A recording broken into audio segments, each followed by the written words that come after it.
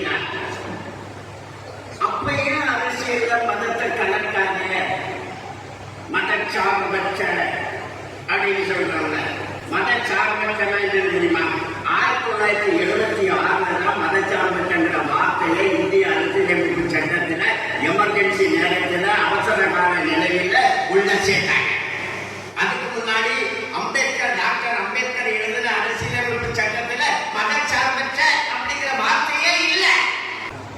இந்தியாவில் நடந்த அரசியலே 1000 ஆண்டுகளாக மதவாத அரசியல் தான் நடந்துட்டு இருக்கு.